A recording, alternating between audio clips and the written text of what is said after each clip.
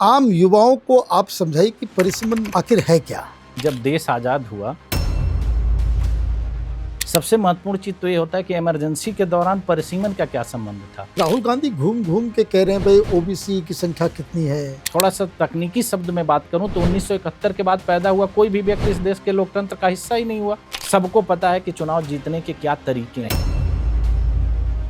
आपको मोदी सरकार से क्या उम्मीद है? कुछ करेंगे मोदी जी इस पे या नहीं करेंगे? डिलिमिटेशन को लेकर के तो मुझे एकदम सर ने युवाओं की बात की तो महिलाओं का होना भी तो काफी ज्यादा महत्वपूर्ण। आने वाले 10 सालों में आप एक नाम बता दीजिए कि जो भारत का प्रधानमंत्री कोई महिला बन सकती हो। महिलाओं के साथ तो इस देश में शुरू से ही अन्याय हुआ है। जब 2051 की बात करेंगे तो वाकई इस देश में लोकतंत्र नहीं रहेगा। आप ये बताइए जितनी भी पॉलिटिकल पार्टीज हैं, अगर डिलिमिटेशन होता है कौन कौन सी पार्टियां इसका विरोध करेंगी और कौन कौन उसका जो है समर्थन करेंगी? आजकल बड़ा मुद्दा चल रहा है कि नेताओं की सुनी नहीं जा रही। लीडरशिप ये नहीं होती कि आप किसी पर राज करते हैं। ये अखिलेश यादव, तेजस्वी यादव, ये ममता बनर्जी, इन लोगों ने डीएमके का साथ क्यों दिया? उसकी सिर्फ और सिर्फ वजह है, मुझे पूर्ण विश्वास है कि डिलिमिटेशन लागू नहीं होगा।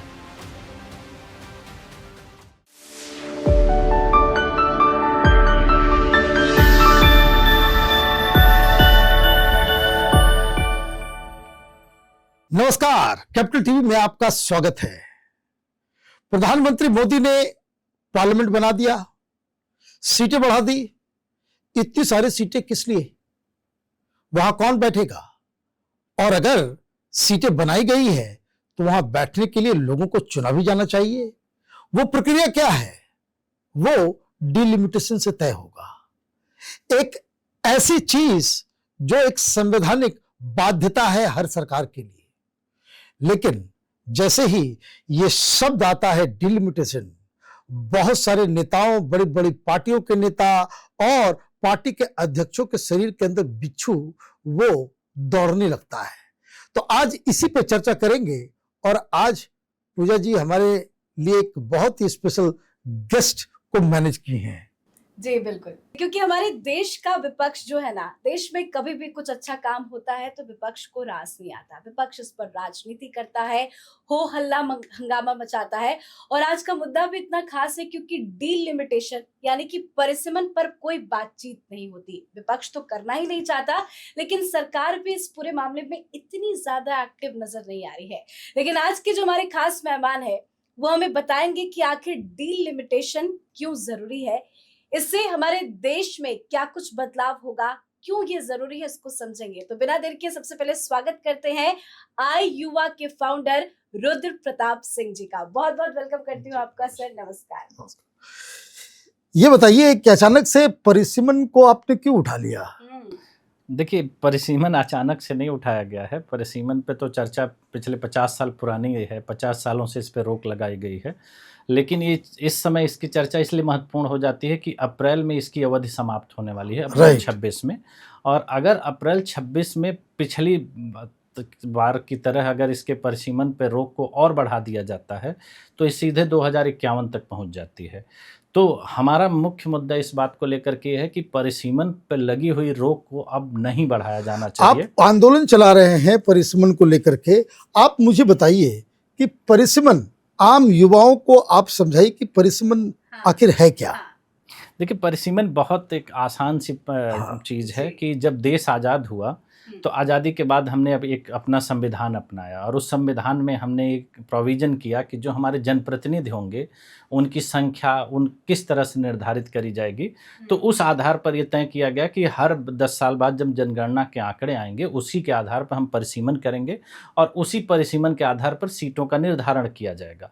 और एक बहुत ही संवैधानिक प्रक्रिया थी और उसके लिए संविधान के मूल में आपने देखा होगा कि आर्टिकल 82 और 170 का प्रोविज़न है जो लोकसभा और विधानसभा को डिवाइड करता है कि किस तरह से परिसीमन होगा। और इसी के आधार पर अपने देश में लगातार 3 बार परिसीमन हुए आज़ादी के बाद से, 52 में, 62 में और 72 में, और सीटें उसी तरह से बढ़ी। लेकिन उसके बाद ऐसा अप्रत्याशित क्या हो गया, इस देश की राजनीति को क्या हो गया कि जिनको संविधान के ये 2 अनुच्छेद खटकने लगे और उस पे इमरजेंसी के दौरान एक सरकार होती है जो उस पे रोक लगा देती है।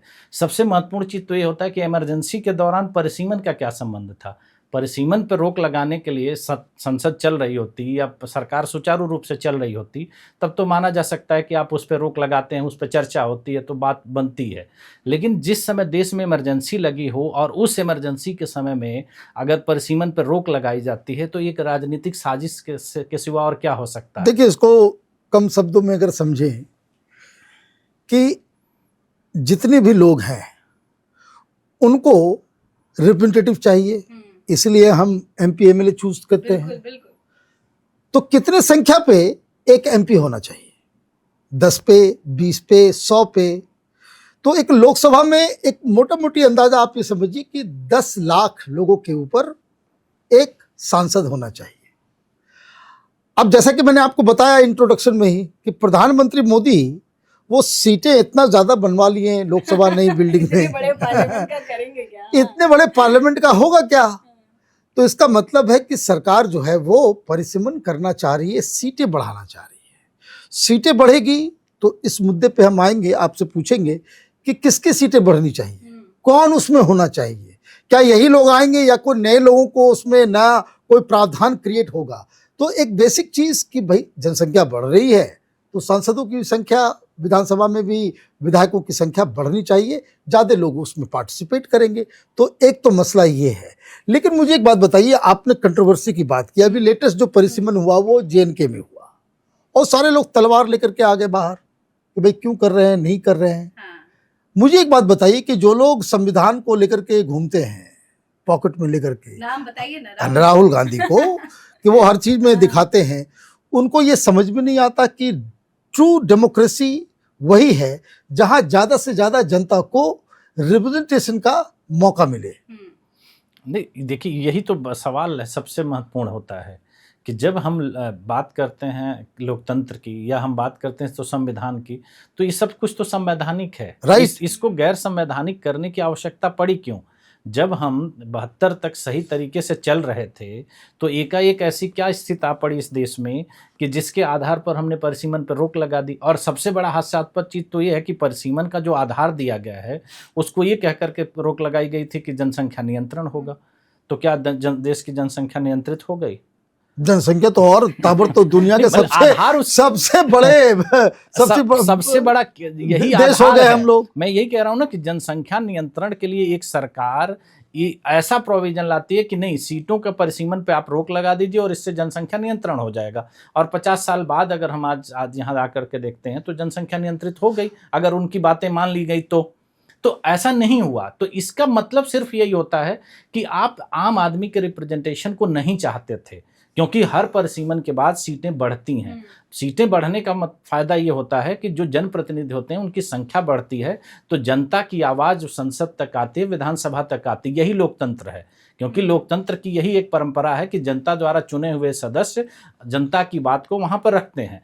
अब अगर मैं उस थोड़ा सा तकनीकी शब्द में बात करूं तो 1971 के बाद पैदा हुआ कोई भी व्यक्ति इस देश के लोकतंत्र का हिस्सा ही नहीं हुआ, क्योंकि उसके बाद उसका तो रिप्रेजेंटेशन ही नहीं है।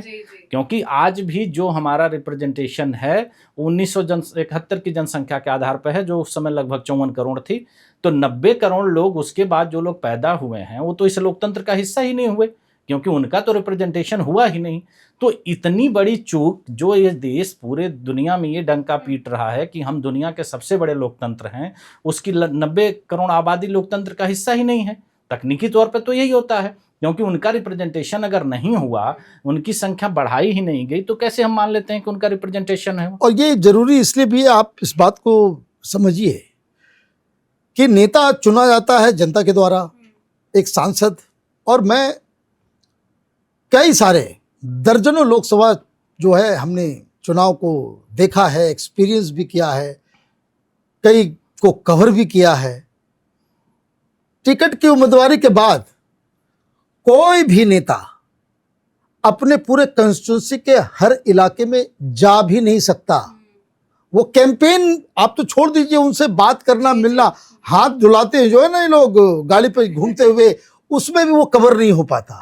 लेकिन हम उनको रिप्रेजेंटेटिव मानते हैं। खैर, लेकिन सर आपने एक राजनीतिक साजिश की बात की थी, उस पर मैं आती हूँ। नो डाउट जिसकी साजिश है उसको लेकर आप क्या कहेंगे कि क्यों लगता है आपको कि ये लोग रोकना चाहते हैं? इसके पीछे आपको क्या एजेंडा नजर आता है? क्या परिवारवाद का मुद्दा दिखता है कि नए लोगों को बढ़ने नहीं दिया जाता, उनको मौका नहीं मिलता, इस वजह से ये लोग इसे रोकना चाहते हैं? जी बिल्कुल, इसके पीछे यही है कि हम लोकतंत्र को राजतंत्र में बदलना चाहते हैं और वो एक इसकी प्रक्रिया का हिस्सा है।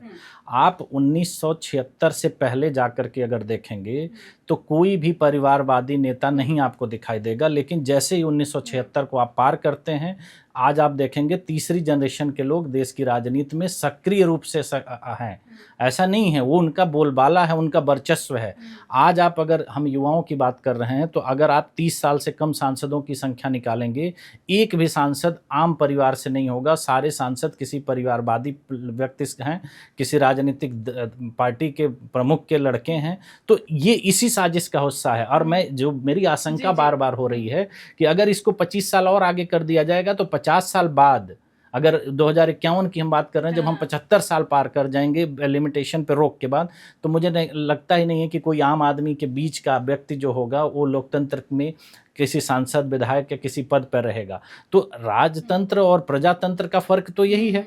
अगर पहले भी तो हमारे देश में बहुत सारे राजा हुआ करते थे, राजा के लड़के राजा बन जाते थे, तो उसमें लोकतंत्र की क्या बात है? आप प्रत्यक्ष परोक्ष रूप से यही कर रहे हैं, क्योंकि हमको चुनने का ही मौका आप नहीं दे रहे हैं। जब हमको 2 लोगों में से सेलेक्ट करना है तो वो 2 लोग कौन होते हैं? वो जो हमको ऑप्शन दिया जाता है वही होता है। और एक चीज़ मैं और बहुत महत्वपूर्ण बात करूंगा कि जो अभी वर्तमान में बहुत तेजी से चल रहा है, दलित की बात बहुत देश में उठाई जा रही है और राजनीति में सिर्फ SC ST को रिजर्वेशन प्राप्त है। डिलिमिटेशन का सबसे ज़्यादा नुकसान किसको हुआ? SC ST को हुआ, क्योंकि अगर डिलिमिटेशन होती तो उनकी तो रिजर्व सीटें बढ़ती और संख्या बढ़ जाएगी, उनकी संख्या बढ़ती। लेकिन उस पर रोक लगाने का आधार क्या था?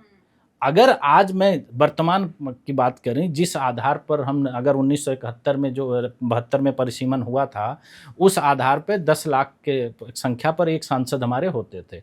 उस हिसाब से आज के डेट में हमारे पास 1400 से ज़्यादा सांसद होते, तो उसमें SC ST सांसदों का अनुपात कितना होता? बहुत ज्यादा होता, अभी से बिल्कुल डबल हो गया होता, ट्रिपल हो जाता। हाँ, ट्रिपल हो जाता, ट्रिपल हो जाता। तो उनके अधिकारों को खत्म करने का काम किसने किया? जो आज की बात, दलित की बात होती है, आज के डेट में आपने देखा होगा कि अंबेडकर जी की बहुत चर्चा होती है, तो क्या जो अनुच्छेद 82 था या 170 था, उसको किसने बनाया था? उन्होंने ही तो बनाया था। उसको खत्म करके उस पर रोक लगा करके हम बात करते हैं कि हम दलित चिंतक हैं, और बाकी लोगों को तो मैं छोड़ देता हूँ, केवल इन्हीं को रिजर्वेशन प्राप्त है, तो इनकी सीटों को क्यों मारा गया? इनकी सीटों को बढ़ने नहीं दिया गया तो उनका रिप्रेजेंटेशन घटता है। और हम आज बात कर रहे हैं, संविधान लेकर घूमते हैं, हम बात करते हैं कि दलित के साथ अन्याय हो रहा है, हम पूछते हैं कि सेक्रेटरी कितने, अरे हम सांसद को नहीं बढ़ने दे रहे हैं तो सेक्रेटरी तो एक परीक्षा के द्वारा लोग चुन करके आते हैं और उसके बाद से प्रमोशन से पहुंचते हैं। यहाँ तो सीधे सीटें रिजर्व हैं। अगर वो सीटें उनको मिल जाती तो क्या आज दलित उत्थान नहीं होता? आज 3 गुना उनकी संख्या होती। और केवल ये बात लोकसभा की नहीं हो रही है, विधानसभा में भी हो रहा है, हर जगह हो रहा है। इससे कितना परिवर्तन होता? इस 50 साल में जितने भी चीज़ों को आप देख लीजिए, देश की राजनीति में जितनी घटनाएं हुई, उसके केवल ये घटना नहीं है। आप आर्थिक रूप से भी देख लीजिए कि भारत की तरक्की उसके पहले कितनी तेज़ी से थी, उसके बाद कितनी हुई। अगर हम भ्रष्टाचार की बात करते हैं, आप 76 से पहले जाकर के देख लीजिए कोई नेता भ्रष्टाचार के आरोप में हुआ हो तो बताइए। क्योंकि हमने जो प्रतियोगिता थी, जो कंपटीशन था राजनीति को, उसको खत्म कर दिया, उसको डेमोक्रेटाइज नहीं किया, उसको हम लोगों तक नहीं पहुंचे। और उसका असर ये हुआ कि जो लोग जितने ताकतवर थे वो और ताकतवर होते गए और उन्होंने अपनी मोनोपोली बना ली, एक क्षेत्र बना लिया। जैसे आजकल एक कॉन्सेप्ट चलता है कि इनका इस क्षेत्र में दबदबा है, यहाँ के बाहुबली हैं। तो इससे क्या फर्क मतलब होता है कि वहाँ लोकतंत्र नहीं है। कुछ लोग हैं गिनती के जिनको ही आपको सेलेक्ट करना है। अब परिसीमन में जनसंख्या भी बढ़ती है और क्षेत्र भी बदलता है। वो क्षेत्र भी छोटा होता है, क्षेत्र छोटा होता है, प्लस उसके एरिया जब बदले जाते हैं। मैंने क्या कहा कि जब संविधान देश का बनाया गया तो जिन लोगों ने इसको बनाया था उसको उन्होंने बहुत बारीकी से समझा था, और इसका यही इम्पैक्ट था कि जब सीटें बढ़ेंगी और बदलेंगी तो कंपटीशन होगा, और कंपटीशन हमेशा इस बात को दर्शाता है कि इसमें क्वालिटी निकल कर अच्छे लोग आएंगे। एक और बड़ी बात है इसमें कि राहुल गांधी घूम घूम के कह रहे हैं भाई ओबीसी की संख्या कितनी है, जनसंख्या का जो है ओबीसी हिसाब मांग रहे हैं कि उसका ये लेकिन उनके मुंह से कभी नहीं ये निकलता है कि ये परिसीमन जो है उसको इस उनके स्कीम ऑफ थिंग्स में जो है उसको जोड़ा जाए। ये एक अजीबोगरीब कहानी आप जो कह रहे हैं वो बिल्कुल मैच खा रहा है कि भाई ये जो पारिवारिक पार्टियां हैं ये लोग बिल्कुल अलग तरीके से काम कर रहे हैं। आप देख लीजिए, मैंने कहा ना कि आप आंकड़े के आधार पर देखिए कि 76 के बाद ही जितने राजनीतिक दल हुए, जो भी परिवारवादी पार्टियों की बात करी जाए, उत्तर से दक्षिण आप कहीं भी देख लीजिए, हर जगह एक ही बात हो रही है कि तीसरी जनरेशन के लोग आज के डेट में राजनीति में आ गए हैं। और वो ऐसा नहीं है, वो महत्वपूर्ण भूमिका में है। तो आप तीसरी जनरेशन का व्यक्ति अगर सत्ता में है तो आप लोकतंत्र की बात कैसे कर सकते हैं? तब तो राजतंत्र ही हो गया। बिल्कुल राजतंत्र ही है। बहुत सारे हमारे देश ने इतनी कुर्बानियां क्यों दी इस लोकतंत्र को बनाने के लिए? जब यही होना था तो पहले भी लोग थे, आज भी वही चीज हो रही है, केवल उसका प्रारूप बदल दिया गया, हमने उसको एक लोकतंत्र का नाम दे दिया। तो अगर यही प्रक्रिया और आगे बढ़ती जाएगी तो कितनी भयावह होती जाएगी। आज आप सामान्य तरीके से अगर बात करी जाए तो चुनाव लड़ना और चुनाव जीतना कितना कठिन हो चुका है। सबको पता है कि चुनाव जीतने के क्या तरीके हैं, उसमें कितना बड़ा बड़ा इन्वेस्टमेंट होता है, पैसा लगते हैं, बहुत ज्यादा पैसा, पावर, बहुत सारी चीजें होती हैं। तो एक आम व्यक्ति इसका हिस्सा कैसे बन सकता है? उसका एक ही तरीका था कि सीटें जब बढ़ेंगी तो वो नई सीटों पर उसको अवसर प्राप्त होगा, क्योंकि पुरानी सीटों पे तो जिनके कब्जे हैं वो कहाँ से छोड़ने वाले हैं। नहीं, बहुत अच्छी बात है कि आप इस चीज को लेके लोगों को जागरूक कर रहे हैं, एक मुहिम चला रहे हैं। लेकिन आपको क्या लगता है, आपको मोदी सरकार से क्या उम्मीद है? कुछ करेंगे मोदी जी इस पे या नहीं करेंगे? देखिए, डिलिमिटेशन को लेकर के तो मुझे एकदम मेरी जो अपनी सोच है कि इसको बढ़ाया जाएगा, क्योंकि अगर बढ़ाया नहीं जाता तो इस पे चर्चा शुरू हो चुकी होती, क्योंकि हमारे पास अब 6 से 7 महीने का टाइम है। और जो चीज़ 50 सालों में नहीं हो पाई उसकी तैयारी के लिए हमारे पास वक्त कहाँ है? अगर आज एक बात बताइए, एक आम भाषा में आप किसी भी व्यक्ति से पूछिए, किसी राजनीतिक दल से आप लोगों से, बहुत लोगों से मिलना जुलना होता है, आप उनसे पूछिए तो इस पे कहीं चर्चा ही नहीं है, कहीं चर्चा तो नहीं है। चर्चा नहीं है। लेकिन मोदी जी अचानक से बम फोड़ते हैं। सर ने शुरुआत में बताया ना कि देखिए पार्लियामेंट इतना बड़ा कर दिया गया, विमेन रिजर्वेशन बिल, उस बिल का फिर क्या मतलब है? मैं देखिए, हम तो यही उम्मीद करते हैं, हमारा सारा प्रयास यही है कि ये चीज हो जाए, क्योंकि अगर ये नहीं होता है तो हम 1951 जब 2051 की बात करेंगे तो वाकई इस देश में लोकतंत्र नहीं रहेगा। आपने पूरे विश्व को अगर आप उठा के देखिए तो विश्व के बहुत सारे देश के नेताओं ने देश के कानून को इस तरह से बदला है कि अब वो हमेशा के लिए वो सत्ता में रहेंगे, क्योंकि ये चीज़ और लोग ताकतवर होते जाएंगे। तो मुझे इसकी आशंका सिर्फ इस वजह से हो रही है कि हम इस पे चर्चा नहीं कर रहे हैं। और इसका जो सबसे बेसिक चीज़ है जो बार बार ला दिया जाता है कि साउथ की सीटें घट रही हैं, ये अलग प्रॉब्लम है कि जैसे ही कुछ सुगबुगाहट होती है तो सारे लोग जो है नॉर्थ, साउथ, ईस्ट, वेस्ट और वो सारी पारिवारिक पार्टियां ही विरोध करने के लिए मैदान में आ जाती हैं। इसी वजह से, क्योंकि उन्होंने वहां पर होल्ड कर रखा है। दूसरे मैं इसको इसके तर्क को बताता हूं कि कितना मजाकिया तर्क है ये कि साउथ और नॉर्थ वाला जो इशू है ये भी एक मजाक से कम नहीं है। हम मान लेते हैं कि चलिए लोकसभा सीटों के लिए साउथ और नॉर्थ की लड़ाई है, विधानसभा सीटों में ये लड़ाई कहाँ से आ जाती है? अगर विधानसभा में परिसीमन लागू हो सकता है तो विधानसभा में क्यों नहीं किया जाता है? अगर मान लीजिए हम उत्तर प्रदेश की बात कर रहे हैं, हम बिहार की बात कर रहे हैं, हम बंगाल की बात कर रहे हैं, मध्य प्रदेश, राजस्थान की हम बात कर रहे हैं, महाराष्ट्र की बात कर रहे हैं, वहां की तो विधानसभा सीटें बढ़ाई जा सकती थी ना, बिल्कुल बढ़ाई जा सकती हैं, बिल्कुल बढ़ाई जा सकती है। अगर नॉर्थ और ईस्ट की लड़ाई का नुकसान अगर देश भुगत रहा है तो यही तर्क तो आप विधानसभा में लगा सकते हैं, तब तो यहाँ कोई लड़ाई ही नहीं है। तो ये मैंने क्या कहा कि ये सोची समझी साजिश है कि जिससे जनता को आप ये कह दीजिए, एक तो पहला आधार दिया गया कि जनसंख्या इससे नियंत्रण होगा, और उसका दूसरा आधार दे दिया जाता है कि साउथ ने नियंत्रित किया तो उनको नुकसान होगा और नॉर्थ ने जनसंख्या बढ़ाई तो इनको फायदा होगा। तो आप इसके बीच का एक सामंजस्य बैठाएंगे ना। जो मेरी आशंका इसी बात को लेकर कि अगर जब सारे लोग बैठेंगे तो इसका एक सामंजस्य बनेगा और उसके आधार पर परिसीमन आगे लागू किया जाएगा। लेकिन सामंजस्य बैठाने के लिए हम प्रयास ही नहीं कर रहे हैं, हम बात ही नहीं कर रहे हैं। तो जब हम बात नहीं कर रहे हैं, प्रयास नहीं कर रहे हैं, तो हम एक रात को उठ करके थोड़ी कर देंगे, क्योंकि उसको करने के लिए आपको एक टेबल पर बैठना पड़ेगा, उसकी चर्चा होगी। आज हम पूरा एक आयोग बना दिया गया, एक कमेटी बनाई गई, उन्होंने एक रिपोर्ट दी कि 1 नेशन 1 इलेक्शन होगा। अभी हम इसके बारे में कुछ नहीं सोच रहे हैं क्योंकि उसकी कोई समय सीमा नहीं है। लेकिन क्या परिसीमन जब जिसको अप्रैल में होना है उसके बारे में हमारे कोई चर्चा तैयार नहीं मतलब है। कहने का मतलब ये है कि समय जो है वो बहुत कम है और सरकार को अभी थोड़ा एक्टिव होना चाहिए। 2026 में वो समय खत्म हो अप्रैल, जाएगा, वो जो बार जो है वो खत्म हो जाएगा, लेकिन इसके ऊपर डिस्कशन नहीं है। एक बात बताइए, क्या आपको लगता है कि कहीं ऐसा, तो जैसे आजकल दुनिया भर में युवा आंदोलन कर रहे हैं, सब कुछ कर रहे हैं, क्या ऐसा भी हो जैसे दलितों की संख्या बढ़ जाएगी, क्या ये जो अगर संख्या बढ़ाई जाती है उसमें युवाओं के लिए भी, कि 30 साल के उम्र से कम वाले लोगों के लिए भी कुछ रिजर्वेशन हो, ताकि समय के साथ साथ मिजाज और एनर्जी भी पार्लियामेंट का जो है वो बरकरार रहे?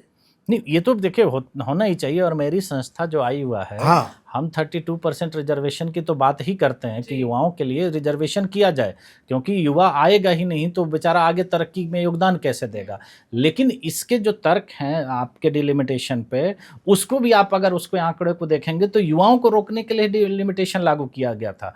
क्योंकि जो 3 चुनाव पहले हुए हैं देश में, उस 3 चुनावों में अगर देखेंगे तो युवाओं की अब जो संख्या थी वो 30% से ज़्यादा थी। लोकसभा चुने हुए प्रतिनिधियों की मैं बात कर रहा हूं, जो आज घट करके 10-12% पे आ गई, और सिर्फ परिवारवादी लोगों को। तो बस अगर आजादी के बाद युवा राजनीति में इतना सक्रिय था कि 30% सीटों पर और जीत को करके आ रहा था, तो डिलिमिटेशन लगा करके उन्हीं को तो रोका गया, वो नए आए नहीं पाए। उसके बाद आप देख लेंगे आंकड़े उठा करके इसकी युवाओं की संख्या घटती जाई, और घटते घटते आ गया कि आज 10-12% युवा है जो 40 साल से कम उम्र का है, और उसमें से आप मान के चलिए 95% लोग परिवारवाद के लोग हैं, जिनको हम काउंट कर लेते हैं। तो सिर्फ और सिर्फ यही एक साजिश थी, जिसको मैं बार बार साजिश का नाम दे रहा हूं, कि युवा राजनीति में आए नहीं। आज आप एक बात बताइए, युवाओं की क्षमता ये है कि 21 साल का लड़का यूपीएससी क्वालिफाई कर जाता है, हाँ। और वो देश में सबसे जो प्रतिष्ठित चीज आईएएस होता है उसमें वो आ जाता है। आप देख रहे हैं कि लड़के मेडिकल के एग्जाम, इंजीनियरिंग के एग्जाम 16-17 साल की उम्र में, इतना कठिन एग्जाम जिसको कहा जाता है, 16-17 साल का लड़का निकाल लेता है। लेकिन अगर हम बात राजनीति की करते हैं तो वहाँ युवाओं को गैर वो भी जिम्मेदार छोड़ मान दीजिए, दिया जाता है। वो भी छोड़ दीजिए, जो युद्ध होता है, जो हमारी आर्मी है, उसमें आप बॉर्डर के लिए आप युवाओं को वहां भेज देते हो, लेकिन पार्लियामेंट में उसके लिए आपके पास जगह नहीं है। तो इसीलिए ना कि हाँ। अगर आप उनको भेज देंगे तो जिनके अंदर क्षमता है वो अपनी क्षमता दिखा करके आप साबित कर देंगे। लेकिन जब उनको आप प्रतियोगिता में शामिल होने का ही नहीं मौका देंगे तो वो कैसे साबित करेंगे कि उनकी योग्यता है? भी नहीं भूलना चाहिए, क्योंकि सर ने युवाओं की बात की तो महिलाओं का होना भी तो काफी ज्यादा महत्वपूर्ण है। महिलाओं के साथ तो इस देश में शुरू से ही अन्याय हुआ है, बिल्कुल। और आज भी हो रहा है। आज एक बात बताइए कि हम आजादी के 70 साल बाद 2023 में महिला आरक्षण बिल पास करते हैं, हाँ। और उसमें एक शर्त लगा देते हैं कि महिला आरक्षण बिल डिलिमिटेशन के बाद लागू होगा, और अगर डिलिमिटेशन लागू नहीं हुआ तो महिला आरक्षण बिल का क्या मतलब हुआ? आप उसकी मांग भी नहीं कर सकते हैं और आपको मिला भी नहीं। क्योंकि अगर हम इसको लेकर के इतने गंभीर थे तो हमको ये शर्त लगाने की जरूरत क्या थी? हम 24 का चुनाव महिला आरक्षण बिल के साथ हाँ, कराते। फिर सवाल खड़े होंगे कि विमेन रिजर्वेशन बिल आप लेके क्यों आए? देखिए, जो लोग संविधान को पॉकेट में लेके चलते हैं ना, वही लोग कहते हैं, उन्हीं पार्टी के लोग कहते हैं कि भाई अगर महिलाओं को रिजर्वेशन दे दिया गया पार्लियामेंट के अंदर तो लिपस्टिक लगाने वाली और बॉब हेयर कट वाली जो है वो सब पहुंच जाएंगी।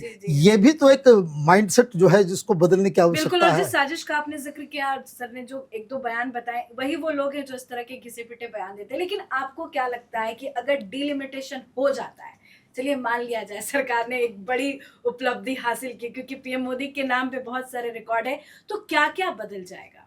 देखिए, सबसे पहले राजनीति में वो लोग आएंगे जो वाकई काबिलियत रखते हैं। हाँ। आप भी आ सकती हैं, हम लोग भी आ सकते हैं। सबके लिए सबके लिए दरवाजे खुलते हैं। हाँ। कोई भी नई चीज आती है तो सबको एक मौका मिलता है, Right. और उस मौका का मतलब ये होता है कि जो उसमें सबसे बेहतर होगा उसको मौका मिलेगा। बिल्कुल। दूसरी, एक कंपटीशन बढ़ता है कि जिसमें आपको साबित करना पड़ेगा कि हम बेहतर हैं। अगली बार आपका चुनाव तभी होगा जब आप बेहतर होंगे, अगर नहीं होंगे तो नहीं होंगे। और दूसरी क्या है ना कि आप देखिए कि देश कितना बदल गया है, लोग कितने बदल गए हैं, टेक्नोलॉजी कितनी बदल गई है, हम अभी उसी पुराने ढर्रे पे चल रहे हैं। आज एक बात बताइए, जैसे आपने पहले भी कहा कि इतना बड़ा एरिया होता है कि सांसद वहां तक पहुंच नहीं पाता है चुनाव में वोट मांगने नहीं पहुंच पाता, जनता के कामों के लिए क्या पहुंचेगा? जब 10 लाख की संख्या पे एक सांसद होगा, और वो भी मैं बता रहा हूं कि 10 लाख पूरे विश्व में हम सबसे गिरी कंडीशन में आते हैं। क्योंकि अगर लोकतंत्र की हम बात करें, पूरे विश्व में जहाँ पे भी लोकतंत्र है उसमें जो सबसे बड़ा आंकड़ा है वो अमेरिका में 6 लाख की आबादी पर एक सांसद होता है। अन्यथा पूरे विश्व के जितने विकसित देश हैं और जितने भी जो टॉप डेमोक्रेसी में जिनकी टॉप रैंकिंग है वहाँ 5,000 7,000 पे एक जो है एमपी जो है चुन के जाता है। ये अगर आप रियल सेंस में पब्लिक का जो है रिप्रेजेंटेटिव अगर आप चुनते हैं, यहाँ तो लोग पहचानते नहीं। अभी मैं बिहार जरा ही गया, नहीं जानते अभी मैं बिहार गया हुआ था, ज़्यादातर जगह मैं जाता हूँ एमएलए को जानते हो तो सब अगल बगल देखते हैं कि भाई एमएलए को, एमपी तो छोड़ दीजिए, विधायक जी को जानते हो। अब उधर कोई देख रहा है, कोई नाम पूछ रहा है, कोई आप उन भाई ना आपका जनता के साथ कोई कनेक्ट है ना जनता का नेता के साथ कोई कनेक्ट है। ये परिस्थिति तो है, वो बदलने की आवश्यकता तो है। मैं यही कह रहा हूँ ना कि अगर जब हम बात करते हैं, जब हम विश्व मंच पर जाते होंगे तो लोग हमको किस नज़रिए से हंसते देखते होंगे कि आप बात करते हैं कि हम सबसे बड़े लोकतंत्र हैं और आपकी स्थिति ये बनी है। वहाँ पर आप देखिए बाकी जो हम क्या करना चाह रहे हैं, हम 2047 में विकसित राष्ट्र बनना चाहते हैं, लेकिन हम वो क्यों नहीं देख पा रहे हैं कि जो लोग विकसित हैं उन्होंने क्या किया। सबसे पहले उन्होंने अपना रिप्रेजेंटेशन बनाया है, उन्होंने सत्ता पर कब्जा नहीं किया है। आप देखिए जिन लोगों ने, जिस देशों में राजशाही के तरीके से जिन लोगों ने सत्ता पर कब्जा किया है वहाँ की स्थिति क्या है। और जहाँ जिसकी हम बात करते हैं, अमेरिका सबसे बड़ा उदाहरण है क्योंकि सबसे पुराना एक तरह से कह सकते हैं, लंबे समय से उनके यहाँ लोकतंत्र चला हुआ आ रहा है। तो उसके बावजूद वो उस चीज़ों को फॉलो कर रहे हैं। कोई भी विश्व का आप देश नहीं बता सकते हैं जहाँ परिसीमन पर रोक लगाई गई है, और हम 50 सालों से परिसीमन पर रोक लगा करके बैठे हैं और फिर भी हम कह रहे हैं कि हम दुनिया के सबसे बड़े लोकतंत्र हैं। तो लोकतंत्र में आप लोगों के ऊपर ही तो अत्याचार कर रहे हैं। अगर जनता की सरकार होती, भाई हमारे संविधान का मूल क्या है, जनता से शुरू होता है, और जनता का ही अगर शोषण हो रहा है तो आप कैसे कह सकते हैं कि हम सबसे बड़ा लोकतंत्र हैं। और हम अपनी तैयारियों में हम 2000, मैं कह तो रहा हूँ कि आप एक बार युवा को मौका दीजिए। मैं आपके साथ यहाँ दावे के साथ कह करके जा रहा हूँ कि अगर डिलिमिटेशन इस देश में 26 में लागू हो गया और अगला चुनाव डिलिमिटेशन के बाद होगा, हम 2040 में विकसित देश बन जाएंगे। क्योंकि हमारे युवाओं के अंदर वो क्षमता है कि पूरे विश्व को चलाते हैं। आप पूरे विश्व की कोई ऐसी संस्था बता दीजिए, कोई ऐसी जगह बता दीजिए जहाँ हमारे युवाओं की बोलबाला नहीं है। तो अगर वो वहां जाकर के सारी चीजें कर सकते हैं तो अपने यहाँ क्यों नहीं कर सकते हैं। बिल्कुल, क्योंकि हमने उनके लिए दरवाजे ही बंद कर रखे हैं। हम चाहते ही नहीं है कि काबिल लोग संसद में, आप संसद की कार्रवाई उठा के देख लीजिए, आपको पता चल जाएगा कि देश को कौन लोग चला रहे हैं। काफी लोग तो सोते रहते हैं, उनकी भाषा, उनका बॉडी लैंग्वेज, उनका पूरा का पूरा। ये पीपुल्स रिप्रेजेंटेशन के बारे में मुझे अभी अचानक से कहानी याद आ गई। मैं गया हुआ था, नाम लेना ठीक नहीं है, बड़े सीनियर लीडर हैं, मैंने उनको फ़ोन करके घुमाया। मैं किसी रिपोर्टिंग में गया हुआ था, मैंने उनको फ़ोन करके घुमाया। मैंने कहा कि भाई मैं यहाँ पे हूँ। तो वो पूछ रहे कहाँ। मैंने कहा आपके कंस्टिट्यूएंसी में आया हूँ। तो ये किधर है। अब आप ये समझिए, लोग तो छोड़ दीजिए, जगह नहीं पता है, जगह पता नहीं है शर्म की बात कि ये और वहाँ के वो एमपी 3 टाइम्स है। अब इस चीज़ को समझिए कि ये हिंदुस्तान में ये हालत हो गई है, और इसका कारण जो है ये परिसीमन ही है कि लोग नेताओं से दूर और नेता लोगों से दूर है। तो ये कहानी है। अब हाँ, नहीं, यही सच्चाई है। और मैं दूसरी तरफ से भी जाकर देखता हूँ कि इससे नेता भी परेशान है। ऐसा नहीं है, जो लोग वाकई काम करने वाले लोग हैं वो वाकई परेशान हैं। वो अगर आप उनके साथ बैठते हैं वो बोलते हैं कि उनकी भी तो लिमिटेशन है, वो भी तो एक इंसान है, वो कितना एरिया कवर कर सकते हैं। 2 घंटा लग जाता है घर से 30 लाख की आबादी पर इस देश में अगर एक सांसद है तो आप उनसे कैसे मिल सकते हैं, उनके पास कैसे जा सकते हैं। उनकी भी परेशानी दो, ऐसा नहीं है कि परेशानी एक तरफ से है, लेकिन इसमें उनका बस नहीं चलता। क्योंकि वो उनका आज के समय में आपने राजनीति में देखा होगा, पार्टी लाइन से अलग कौन बोल सकता है। तो जब नहीं बोल सकता है तो वो बेचारे अपनी व्यथाओं के साथ बैठे हुए हैं, क्योंकि उससे विकास नहीं होता। जनता भी उनके खिलाफ विरुद्ध होती है। लोग जब वो चुनावों में जाते हैं तो लोग पूछते हैं कि आज तक तो आप हमारे यहाँ आए नहीं। अब उनकी भी तो मजबूरियां हैं, वहां तक पहुंच नहीं पाते हैं, क्योंकि एक व्यक्ति अपनी क्षमता के अनुसार ही काम करता है। आप बताइए, हर दुनिया की हर चीज़ें बदल गई। हम यूपीएससी की सीटों को बढ़ाते जा रहे हैं। ब्यूरोक्रेसी इस देश पर क्यों हावी हो रही है? क्योंकि ब्यूरोक्रेटों की संख्या बढ़ रही है। जो बार बार आजकल चीज़ें, आजकल बड़ा मुद्दा चल रहा है कि नेताओं की सुनी नहीं जा रही है, क्योंकि अधिकारियों की संख्या बढ़ गई है। आप देखते हैं कि 1000 से ज़्यादा यूपीएससी की सीट हर साल आती है, और 5 साल के बाद आप 543 ही चुनते हैं, जिसमें से लगभग 60% रिपीट होते हैं, तो आप उनका मुकाबला कैसे कर पाएंगे? वो आपसे दिमाग में भी तेज हैं और वो पावरफुल हो रहे हैं, उनकी संख्या जब बढ़ेगी, यही तो लोकतंत्र का बैलेंस था कि आप अगर बैलेंस बनाकर नहीं चलेंगे तो जो लोग ताकतवर हैं वो और ताकतवर होते जाएंगे और एक मतलब समय एक ऐसा आ बहुत बड़ी जाएगा। गलती हुई है, उस गलती को दोबारा हमें रिपीट नहीं करना चाहिए। आपने बताया कि ये एक पूरी साजिश का जिक्र आपने किया, इसके अलावा आपको क्या लगता है कि किसकी इतनी बड़ी गलती रही कि इतना बड़ा मुद्दा को दरकिनार किया गया? देखिए, इसकी सिर्फ और जानबूझ के, जैसे एक कहावत है हमारे तरफ, कहा जाता है कि सोते हुए व्यक्ति को आप जगा सकते हैं, जो व्यक्ति पहले से जग रहा है उसको आप कैसे जगाएंगे? तो ये गलती नहीं है, ये बार बार मैं जो साजिश शब्द बोल रहा हूँ, जानबूझ के एक ये डिजाइन है। जानबूझ करके किया जाता है, क्योंकि अनजाने में किया होता तो 50 साल नहीं लगते, क्योंकि इस देश के संविधान में ऐसा कोई प्रोविजन नहीं है कि या कोई चीज 25 साल के लिए रोक लगा दी गई तो उसको बीच में खत्म नहीं किया जा ऐसा सकता। हो ही नहीं सकता। जब आप चाहिए एक पार्लियामेंट में एक लाइए, बिल लाइए और उसको खत्म कर दीजिए। लेकिन 50 सालों में किसी भी व्यक्ति ने, आप लोग तो बहुत करीब से राजनीति को देख रहे हैं, किसी भी नेता ने अगर इस पे कोई बयान दिया हो या कोई व्यक्ति मुखर होकर के इस पूरे मुद्दे पर 50 साल में बोला हो तो मुझे बताइए, क्योंकि मैंने भी इस पे थोड़ा सा अध्ययन किया तो मुझे ऐसा लगता है कि लोगों ने इसकी तरफ तो देखा ही नहीं। उससे सबसे ज्यादा फायदा तो राजनीतिक व्यक्तियों का होता, सीटें बढ़ती तो उनके अवसर बढ़ते, लेकिन वो नहीं बोल रहे हैं, राजनीतिक पार्टी के कार्यकर्ता नहीं बोल रहे हैं, जो राजनीति ही कर रहे हैं। अगर अवसर मिलेगा तो किसको मिलेगा? सबसे पहले उन्हीं लोगों को मिलेगा जो लोग राजनीति में हैं, बाकी लोग तो उसके बाद आएंगे नहीं आएंगे, पार्टी वो बात लाइन की से बात हट है। नहीं सकते ना। तो मैं कह रहा हूं कि ऐसी कौन सी पार्टी लाइन है लेकिन सर, जो मुझे अपने लगता है कि अधिकारों बहुत को के सारे लिए भी नहीं ऐसे बोलने काम दे हैं रहे हैं? जो मोदी के कार्यकाल में हुए, पहले कभी नहीं हुआ। पीएम मोदी ने बड़े बड़े ऐतिहासिक फैसले लिए हैं जो जिसकी कभी कोई उम्मीद नहीं कर सकता था, चाहे वो 370 हो रहा, बहुत सारी चीजें हैं, अभी गिनाऊंगी तो वक्त लग जाएगा। लेकिन अगर मोदी के राज में ये नहीं हुआ तो मुझे तो नहीं लगता कि आने वाले वक्त में कभी ये पूरा हो पाएगा। नहीं, उसके बाद मैंने आपको क्या बताया कि उसके बाद अगर 2051 पे हम बात करेंगे तब तक लोकतंत्र बचेगा कैसे? बचेगा तब तो उसको करने की स्थिति नहीं आएगी। नहीं। लेकिन मुझे लगता है कि प्रधानमंत्री मोदी करेंगे, उससे ज्यादा इंपॉर्टेंट इस बात को समझने की है और जनता को बताने की है कि it is the duty of the government to do it. ये उनका कर्तव्य है। ये जैसे होता है ना कि भाई आपको यूनिवर्सिटी में बने रहने के लिए पास होना जरूरी है, तो सरकार के लिए जरूरी है, उनका दायित्व है कि आप जो है डिलिमिटेशन करें, संख्या बढ़ाएं, ताकि डेमोक्रेटाइजेशन जो है और हो। एक इंटरेस्टिंग आपसे सवाल पूछते हैं, आप ये बताइए, जितनी भी पॉलिटिकल पार्टीज हैं, अगर डिलिमिटेशन होता है, कौन कौन सी पार्टियां इसका विरोध करेंगी और कौन कौन उसका जो है समर्थन करेंगी? देखिए, विरोध तो वो सारे लोग करेंगे। नहीं, वैसे तो देखिए, ऑफिशियली विरोध तो इसलिए नहीं कर पाएंगे क्योंकि देखिए, कोई भी मुद्दा जनता से बढ़कर नहीं होता है। जिस दिन जनता को ये समझ में आ गया कि 90 करोड़ लोगों का अधिकारों नहीं, को एक शक लगता है ना कि जैसे कोई जितनी चीज होता पार्टियां है। हैं जिनकी राजनीति परिवारवाद पे है, वो क्यों चाहेंगे कि वो उनका हक मारा जाए?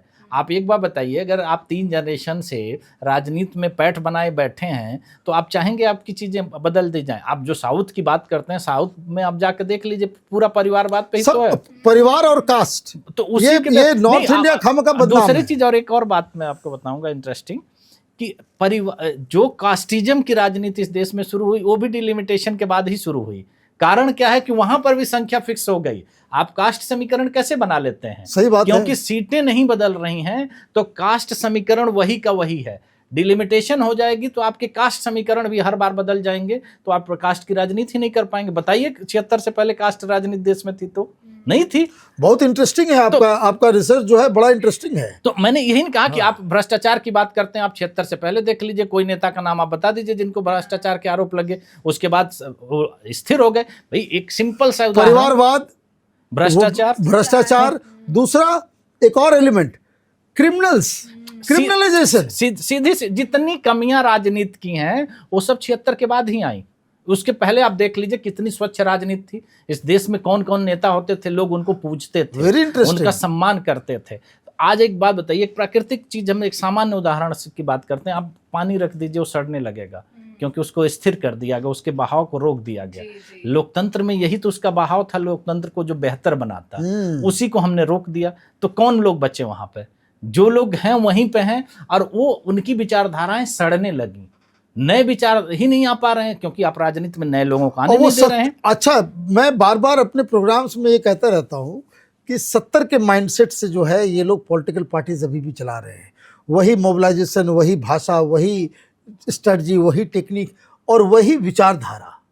ये जो है इसको तोड़ने के, ये लग रहा है कि आपने बिल्कुल सही कहा कि हम 70s में जाकर के स्टक कर गए और वो हमारा ब्रेक पॉइंट है जहाँ से परिवारवाद, भ्रष्टाचार, क्रिमिनल्स, ये तमाम तरह की बीमारियां जो है हिंदुस्तान के डेमोक्रेसी को लगी।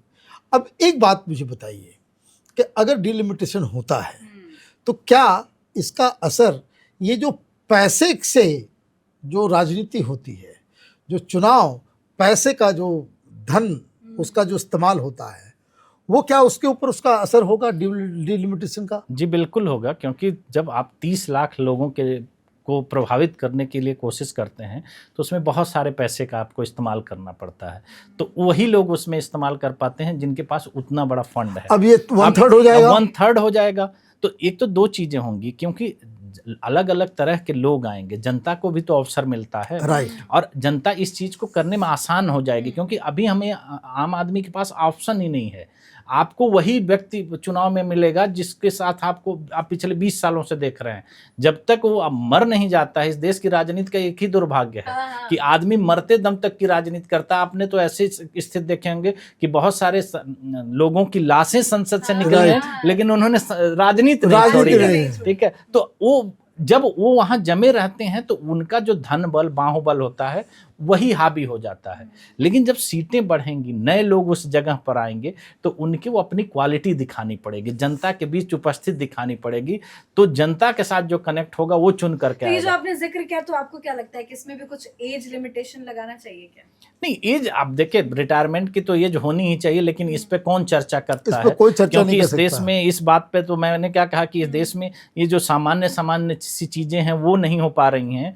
तो आप नैतिकता की बात क्या कह सकते हैं? नानाजी देशमुख को भारत रत्न दिया गया है। वो उन्होंने मंत्री पद लेने से इसलिए अस्वीकार कर दिया गया था कि उन्होंने कहा था कि 60 साल से ऊपर के किसी भी व्यक्ति को किसी भी पद पर नहीं आना चाहिए, उनको सामाजिक कार्यों में ध्यान देना चाहिए।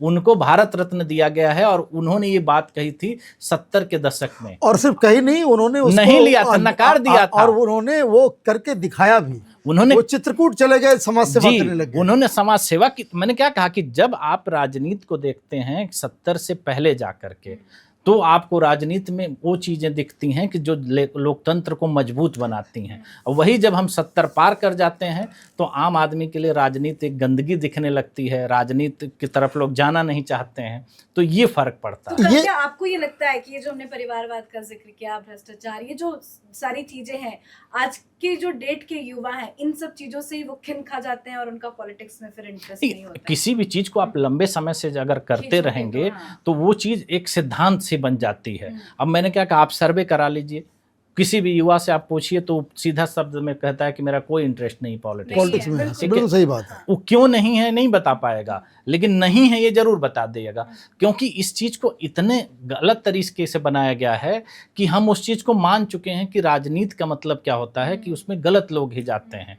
लेकिन अगर आप एक बात बताइए, इसी तर्क पे आप आइए, इस देश का कोई भी राजनीतिक व्यक्ति जो है, उसके परिवार की महिलाएं, उसके परिवार का लड़का क्यों राजनीति में आ जाता है? राजनीति नहीं खराब है तो बाकी परिवार की महिलाओं के लिए राजनीति गंदगी है, लेकिन उनकी परिवार की महिलाओं के लिए वो राजनीति सही है। सही जो आदमी वहीं रह रहा है वो तो उससे हमसे आपसे अच्छे से जानता है। वो एक स्टीरियोटाइप बना दिया गया है। लेकिन एक बात बिल्कुल आप सही कह रहे हैं कि घून लग गया है हिंदुस्तान की राजनीति को, और इसमें जो कोई आता भी है, एक कलाकार पैदा हुआ दिल्ली में, आया कि हम ये बदल देंगे, व्यवस्था परिवर्तन कर देंगे, केजरीवाल, वो भी उसने भी मुंह से कभी परिसीमन के बारे में बात नहीं कर, राइट टू रिकॉल और पता नहीं क्या क्या, है ना, लोकपाल, ये सब किया।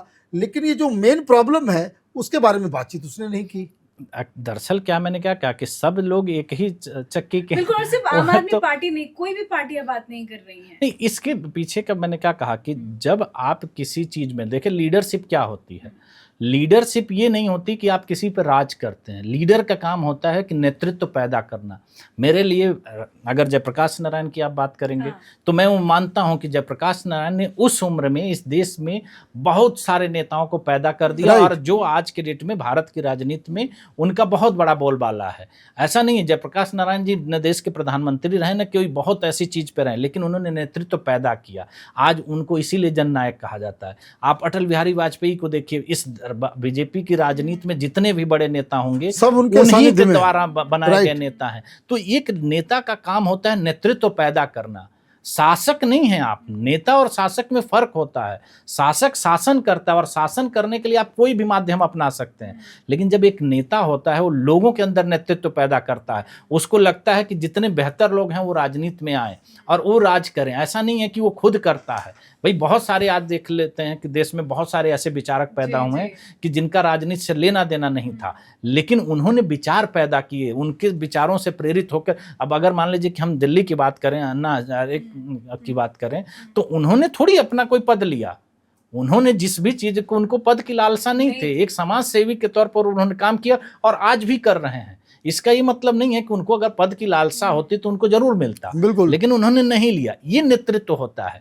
लेकिन हम उससे अलग, हम शासक बनने की जब कोशिश करने लगते हैं तो शासक का ही काम होता है कि वो अपने आप को सुरक्षित करता है, अपने परिवार को, अपने घर को, अपने लोगों के साथ वो संगठन बनाता है और उसी के इर्द गिर्द वो घूमता रहता है। आप देखिए जो जातिवाद की राजनीति थी, 70 के बाद ही सारी जातिवाद की राजनीति क्यों इस देश में आई और देश को क्यों रोक दिया गया?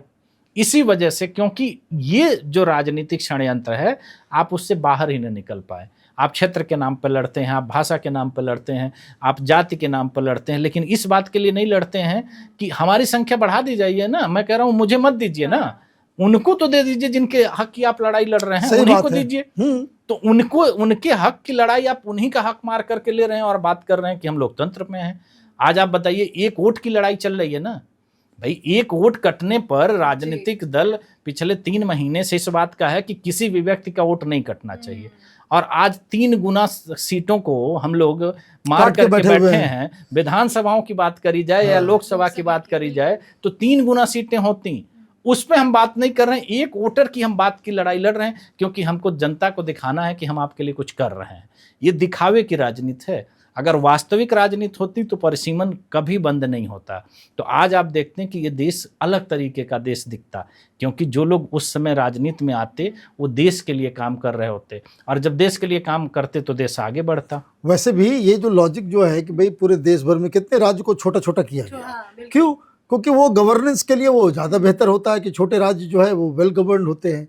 लेकिन एक बात बताइए कि ये जो अचानक से हिंदुस्तान के अंदर में जब भी कोई इस तरह का जो पाथ ब्रेकिंग आइडियाज़ आते हैं, जैसे ये पाथ ब्रेकिंग क्या है, तो संवैधानिक ड्यूटी है परिसीमन का, डिलिमिटेशन का, लेकिन साउथ से इतना ज़्यादा विरोध हुआ कि तमाम इंडी गठबंधन के लोग भी उसमें, नॉर्थ इंडिया वाले भी, वो तो साउथ में कह रहे हैं कि भाई हमने जनसंख्या कम किया, हमने जनसंख्या का पालन किया और मुझे इसके लिए पनिश किया जा रहा है।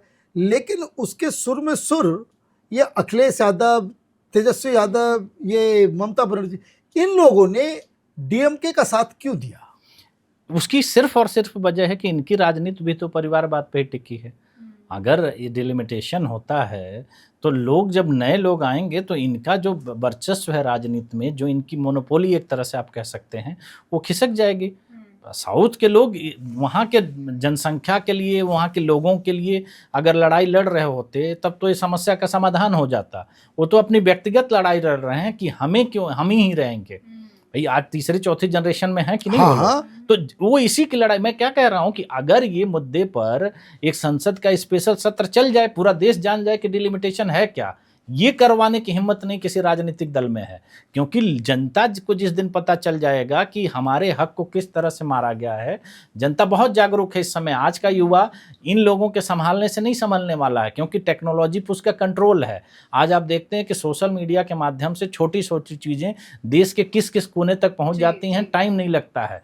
तो आज का युवा सब कुछ जानता है, केवल उसका ध्यान इधर ना आए इसलिए सारे किए जा रहे हैं। सोशल मीडिया में सारी चीजें चल रही है, डिलिमिटेशन के बारे में कोई बात ही नहीं कर रहा है, इसीलिए ना कि उसको पता ही नहीं है। मैंने क्या कहा कि जो तर्क दिए जा रहे हैं मैं उसको बता रहा हूं।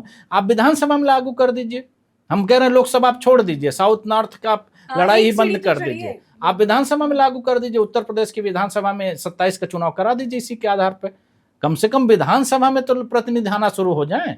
अगर आपको ये लग रहा है कि लोकसभा में ऐसी स्थिति बन रही है, जबकि ऐसा है नहीं, क्योंकि दुनिया में कोई ऐसी समस्या नहीं, आज भी वो डिसबैलेंस है। अगर उत्तर प्रदेश में 30 लाख पे सांसद हैं तो केरल में 17 लाख पे हैं, तो डिसबैलेंस तो अभी भी है, ऑलरेडी है। उनको फायदा अभी भी मिल रहा है। और दक्षिण का नुकसान उत्तर अपने कंधे पर क्यों ढोए? जब सीट पे लोग बैठेंगे, एक साथ चर्चा होगी, तो उस समय का भी तो विमर्श कुछ रहा होगा कि उनको 17 लाख पे सीट हैं, हमारे यहाँ 30 लाख पे हैं, तो ये विमर्श से तो बन जाएगा ना। लेकिन उस पर चर्चा ही हम नहीं करना चाहते हैं। क्यों नहीं करना चाहते हैं? कि इससे सारे देश को पता चल जाएगा जो ये सच था कि हमने इमरजेंसी में डिलिमिटेशन को रोका और परिवारवाद को इतना मजबूत कर दिया कि एक आम आदमी के लिए आज के डेट में राजनीति में आना वास्तव में नामुमकिन है। कहने की बातें हम कुछ भी कर लें, लेकिन वास्तव में एक आम आदमी राजनीति में आकर के किसी पद पे चला जाए, ये असंभव है। तभी कहते हैं नेतवा का बेटा भी नेता बन गया। नहीं, आज एक बात बताइए, मुद्दे की बात क्यों नहीं होती है? क्योंकि मुद्दे वो डिसाइड कर रहे हैं, आम आदमी थोड़ी मुद्दे डिसाइड कर रहा है। भाई, सरकार के पास कितनी ताकत होती है, सरकार कितनी बड़ी होती है, और सरकार चीज़ों के विकास के लिए कितनी जिम्मेदार होती है। आप एक छोटी सी बात सोचिए कि अमेरिका में एक व्यक्ति आता है, वो टैरिफ लगा दे रहा है, पूरा विश्व उससे परेशान है, तो व्यक्ति तो राजनीतिक ही है। अभी मोदी जी ने 15 अगस्त को उनको लगा कि जीएसटी कम करना चाहिए, उन्होंने एक डिसीजन लिया, पूरे देश में जीएसटी कम हो गया।